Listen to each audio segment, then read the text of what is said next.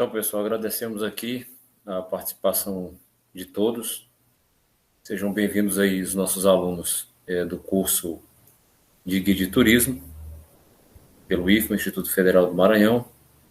Nós vamos falar hoje sobre ética, né? Disciplina ética nas organizações. Vamos falar sobre o conceito de ética, vamos falar sobre a diferença entre ética e moral.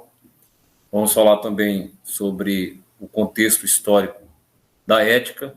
Depois vamos dar algumas pinceladas da cultura organizacional, sobre a cultura organizacional. Também vamos ver um pouco sobre clima organizacional e também um pouco do código de ética profissional, certo? Então vamos ser bem breves na nossa abordagem, nossa explanação, e aí depois a gente reinicia novamente com as aulas síncronas. Então vamos lá para o conceito de ética, né? Então, pessoal, ética vem do grego ethos, que significa modo de ser, conjunto de valores que orientam o comportamento do homem em relação aos outros homens, na sociedade em que vive, garantindo outro assim o bem-estar social. Ética é a forma que o homem deve se comportar no seu meio social. Então, como falamos, a ética, pessoal, é importantíssima na vida do ser humano, que ela vem exatamente para garantir o bom comportamento dos indivíduos em sociedade. Não somente nas organizações, mas também em toda a sociedade. Como a sociedade é um grupo de pessoas que vivem em, digamos assim, em comunidade, é necessário que haja regras de conduta para que esses seres possam se dirigir, possam se conduzir de forma correta, de forma justa. Então, a ética vem exatamente para garantir esse estado de bem-estar social, para que ninguém, no uso das suas, digamos assim, das suas forças ou das suas, digamos, da sua suposta liberdade, possa cessear a liberdade alheia.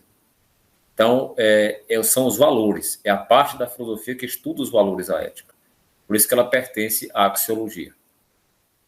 Já a moral, ela tem caráter obrigatório interiorizado.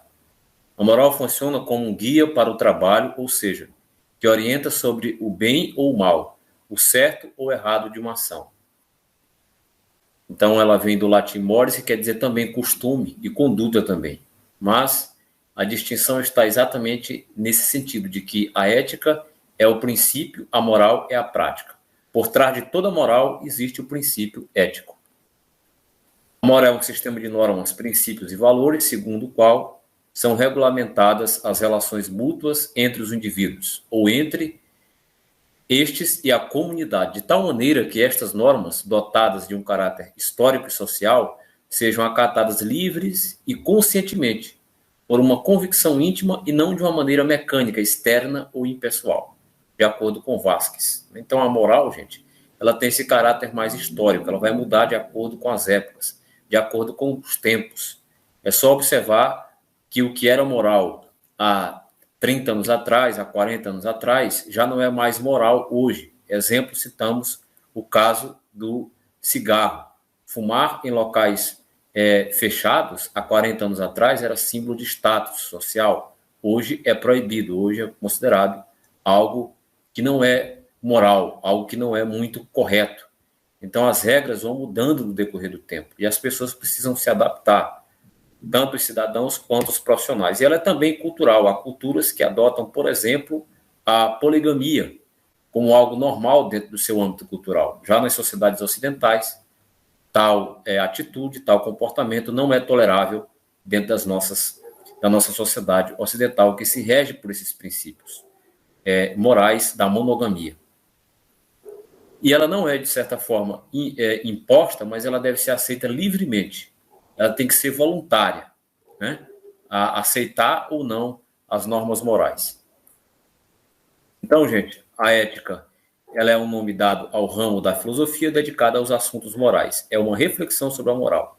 Já a moral são os costumes, regras e tabus e convenções estabelecidas por cada sociedade, né? Então, mais algumas diferenças entre os dois termos, né? Então, pessoal, vamos estudar um pouco aqui a moral na história. A Grécia Antiga era um período muito importante, onde surgiram as ideias e teorias acompanhadas até hoje. Responsáveis e influenciadores foram Sócrates, Platão e Aristóteles. Duas formulações conhecidas, nada em excesso e conhece-te a ti mesmo. O nada em excesso foi, de certa forma, preconizado pelo filósofo Aristóteles. Ele havia afirmado que a virtude está no meio e que os vícios estão nas extremidades. Então, deve-se evitar ao máximo os extremos, nem o excesso e nem a falta. A virtude se encontra no meio. Por exemplo, a justiça, a temperança, a coragem e outros exemplos que ele vai citar, que você precisa encontrar o ponto de equilíbrio para não exceder, conhecer os nossos limites. E essa é uma questão ética importantíssima, conhecermos os nossos limites. Isso já vem nos trazido pelos filósofos clássicos, como o próprio Aristóteles. O conhece-te a ti mesmo foi pronunciado e concebido por o grande filósofo Sócrates, que foi considerado um dos homens mais virtuosos da sua época, um dos homens de maior caráter ético da sua época.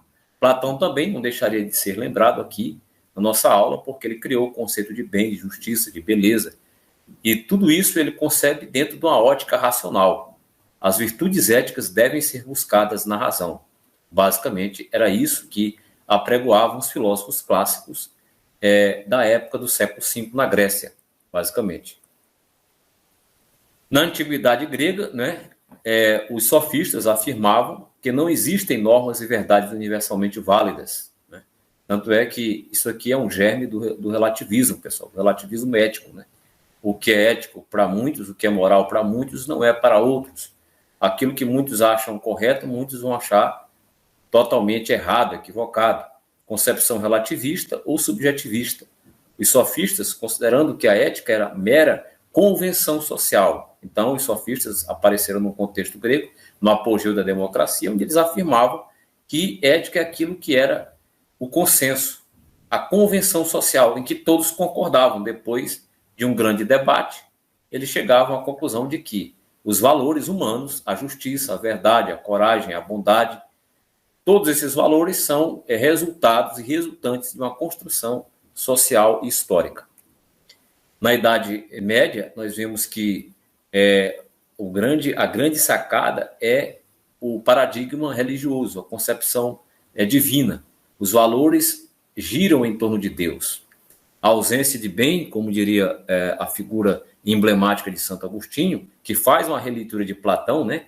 Vemos que Santo Agostinho pega o filósofo Platão e faz uma adaptação da filosofia platônica exatamente para que ela se tornasse palatável aos gregos que eram amantes de especulações filosóficas, com a noção de livre-arbítrio, né, de escolha individual. Agostinho acentuou o papel da subjetividade humana nas coisas do mundo. O livre-arbítrio é o meio pelo qual o ser humano realiza sua liberdade. Sem livre-arbítrio, ele não pode escolher entre o bem e o mal. Segundo Santo Agostinho, Deus não fez robôs. Ética do indivíduo, de outro lado, o conceito de livre-arbítrio diminuiu a importância da dimensão social da liberdade. E esta passou a ter um caráter mais pessoal, subjetivo e individualista. Talvez aqui a gente já comece a ver os primeiros resquícios, pessoal, do que seria o individualismo moderno que daria vazão e que geraria a sociedade moderna e o liberalismo no século XVI, século XVII, basicamente. Na Idade Moderna, nós temos a ética antropocêntrica, ou seja, lembra quando eu falei que ali com Sócrates já surgia as primeiras ideias sobre o antropocentrismo, quando ele diz homem conhece-te a ti mesmo. Aqui ele já vai, de certa forma, se tornar mais consistente, mais abrangente. O Kant vai dizer que a ética tem que ser um dever como imperativo categórico.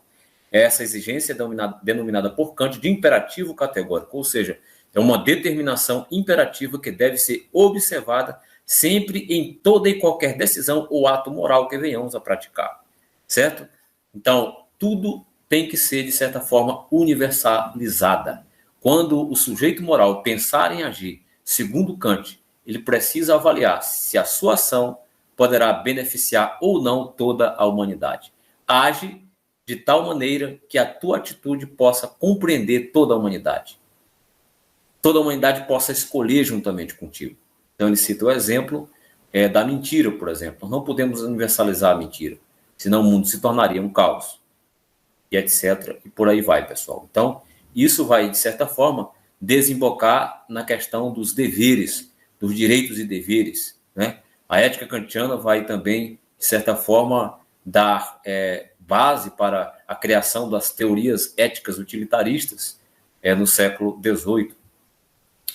E depois nós temos a ética contemporânea, a ética do indivíduo concreto. Então, o Hegel vai tecer uma crítica à filosofia formalista e abstrata de Kant, ao dizer que nós precisamos analisar o ser humano dentro do seu contexto histórico, dentro do seu contexto cultural, social, o homem singular, o homem na sua história concreta, o homem inserido dentro da concretude, né? E em cada momento histórico se manifestaria tanto nos códigos normativos como implicitamente na cultura e nas instituições sociais. Desse modo, Hegel vinculou a ética à história e à sociedade. E, de certa forma, como nós já falamos, né, a questão histórica acompanha os valores. Os valores, eles vão, de certa forma, se transformando no decorrer da história humana. A ética contemporânea, alguns pontos principais: contra o formalismo e universalismo, né, contra o racionalismo absoluto, em favor do reconhecimento do irracional no comportamento humano. É só vermos as grandes Primeira e Segunda Guerra Mundial, que supostamente preconizavam que seriam que a razão humana seria utilizada para o bem da humanidade, na verdade, serviu a fins maléficos, a fins egoísticos e imperialistas, contra a fundamentação transcendente da ética em favor da procura de sua origem no próprio homem. Então, ela sai desse âmbito transcendental, ela sai desse âmbito abstrato, né, e passa a entender o homem na sua singularidade, imerso no tecido social, dentro das suas problemáticas cotidianas. E, por que não dizer também, dentro do seu existencialismo, como diria Sartre, o homem é um humanismo e um existencialismo. E, por que não dizer também, uma ética mais secularizada, desvinculada da concepção, diga-se de passagem, religiosa. E, por último, Mário Sérgio Cortella, com algumas dicas, né? É necessário cuidar da ética para não anestesiarmos a nossa consciência e começarmos a achar que tudo é normal, né? Então, aqui o grande mestre, Mário Sérgio Cortella, professor da USP, falando que a ética é importante para não gerar a decadência e a hecatombe dos seres humanos. Ética é o conjunto de valores e princípios que usamos para responder a 3 questões da vida: quero, devo e posso. Nem tudo que eu quero eu posso, nem tudo que eu posso eu devo, e nem tudo que eu devo eu quero. Você tem paz de espírito quando aquilo que você quer é ao mesmo tempo o que você pode e o que você deve. Então, o dever é Kant, o poder é o filósofo Nietzsche, quem lembra, né? Vida é vontade de potência, e o querer, o poder e o dever, né? O querer, lembramos da figura emblemática do nosso amigo Sigmund Freud, ao falar da vontade, do desejo, que é algo inevitável e indestrutível no ser humano. Então, gente, essa foi a nossa aula aqui da primeira unidade, ao falar sobre a questão da ética, dos conceitos de ética e a ética no decorrer da história. Espero que vocês tenham entendido e a gente se encontra lá na aula síncrona para, de certa forma, estarmos ali tirando algumas dúvidas que supostamente possam existir. Muito obrigado.